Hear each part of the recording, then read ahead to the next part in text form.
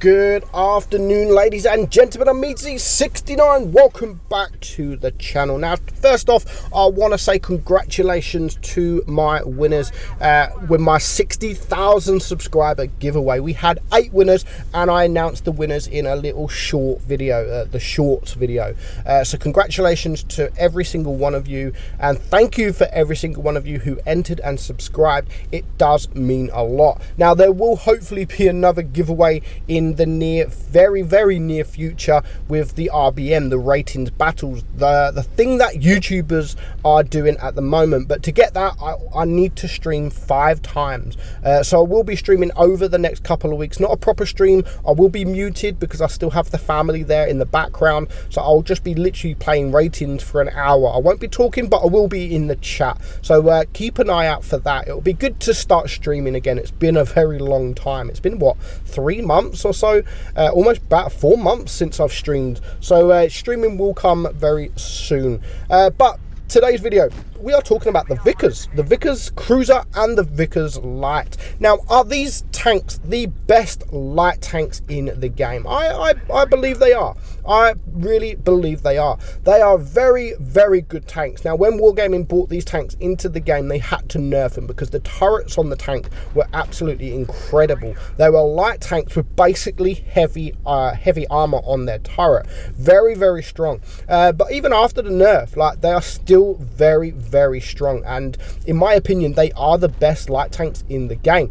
They are British tanks, and they have that hesh, not the big hesh that the FV4202 has got. If both tanks had that, then yeah, that would be absolutely too overpowered. But other than that, it's a light tank but medium. It's like it's the view range of one of the, if not, I think they are actually the best in the game. The Vickers Light has the best view range in the entire game, or I think something like that. So very good.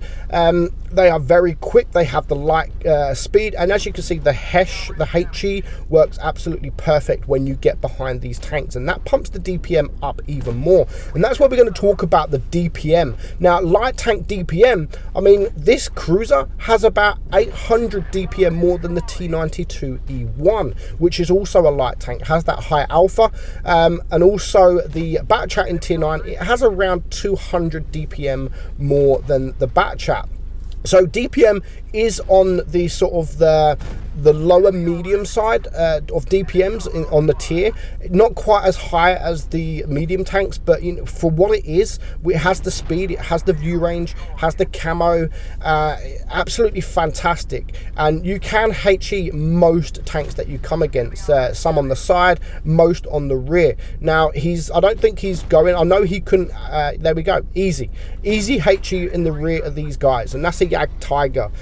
So that is really pumping your DPM up even more when you're able to get the HE out into these guys. And of course, because of that HE and the mobility of the tank, you can get around these guys very quickly, and just, if you can't penetrate them from the side, use the mobility to get around them and HE them into the rear, which most tanks you will come up against, you will be able to HE. Now, he's able to HE this Yo on the side of the turret very easily, and he gets a nice shot there. So our guy here, 5.8k damage. Now, I don't really drive the Vickers Cruiser too much, to be honest.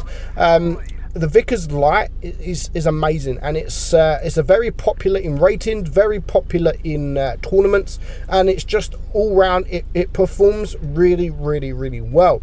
And yeah, in my opinion, it is definitely the best light tanks in the game. Now, what I love about the light tanks in higher tiers, if you look at tier 10, you have 3 different light tanks, and all 3 are different, so it is hard to compare all 3, but when you just look at it as tank type, then yes, the Vickers are definitely the best tank type, the best light tanks in the game. With tier 10, you have the Batchat, which, as we know, is an auto loader, and you have the Sheridan, which again, as we know, is the high alpha gun. So all 3 tanks in the, wow, nice turret there, all 3 tanks, all 3 light tanks are completely different, and that is what I like about tier 10. Like the the variety, and that's the same with tier 9. Exactly the same with tier 9. You have the Vickers, you have the Batchat, and again you have the T92 E1, so or E2, whatever it is. So yeah, both tiers are exactly the same when it comes down to sort of the variety in light tanks, but for me, if you had to pick one light tank for either tier 9 and tier 10, it would 100% be the Vickers. The Vickers Cruiser, the tier 9, doesn't have as high DPM as the Vickers Light, but everything else is the same. Basically, it has the same penetration. It's just a reload. It literally is just a reload. The reload is 7.9 seconds, as you can see here.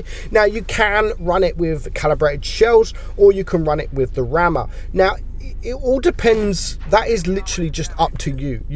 I normally just run it, anything with the high hash, I always run calibrated shells, because I want that hash to pen.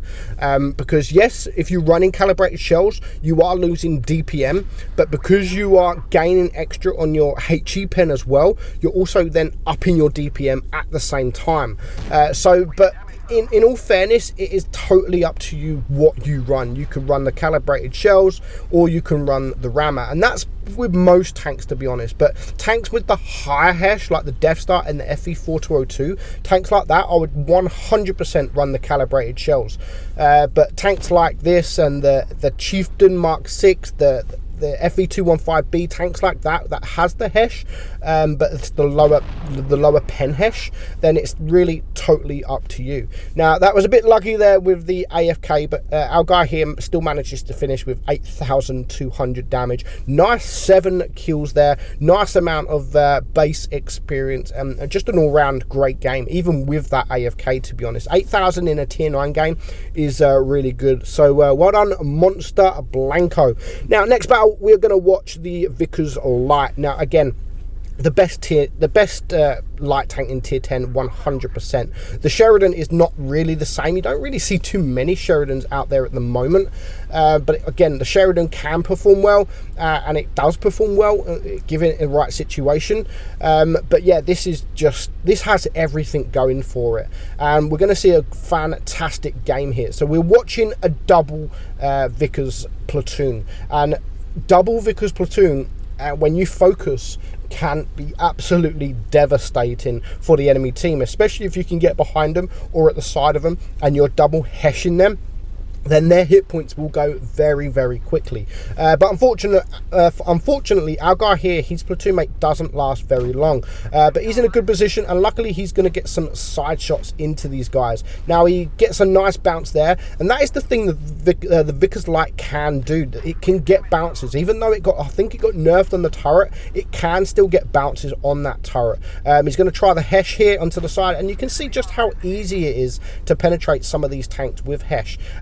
There are still going to be a few tanks that you struggle with the Hesh sidewards, things like E100s, the VK72s, etc.